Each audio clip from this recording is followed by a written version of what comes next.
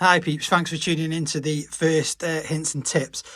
So when I used to teach people DJing and when I used to do live sets myself, I used to use a trick where I used the hot cue to jump from sort of one place in a track to another, usually after the first break when it should be hitting the first drop.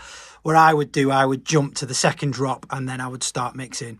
Now what this would do is shorten the track down immensely and just keep that movement on the dance floor. It just keeps that energy up as well. So I'm going to show you how I achieved that on the CDJ 2000 today.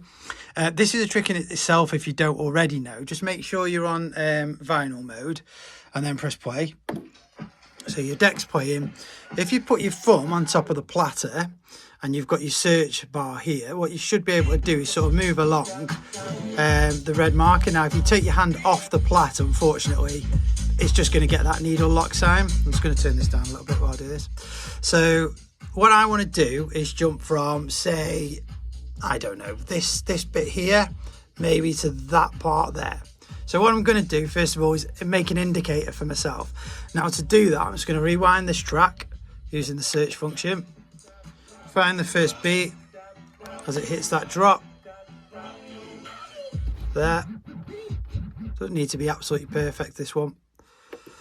Just press Q. So press your Q button and it should just lock it on there. And you should sort of be around that point. Should hear the beat. So go over to your hot cue section and just press C. That's kind of an indicator for me when I'm mixing, just so I know that is when I'm going to press this next button. So the next button I'm going to use is going to be the A, and what I'm going to do is move the A button to where I'd like to go from. So if I'm going from here, I want the A button to be there.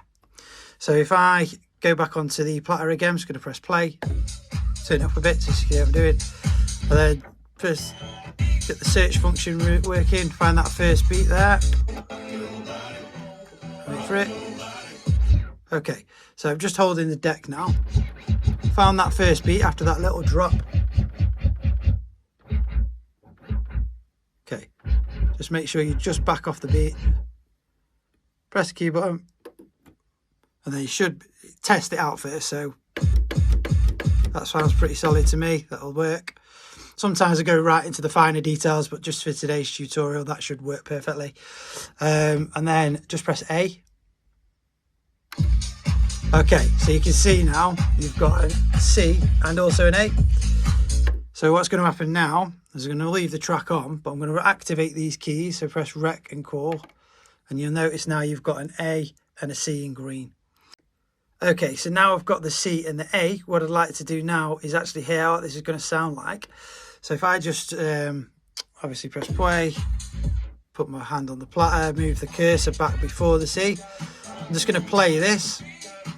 And when it hits the C, I'm going to press A, and it should jump across nicely.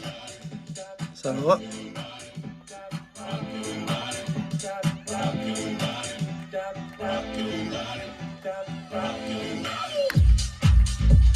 Smooth transition, nice.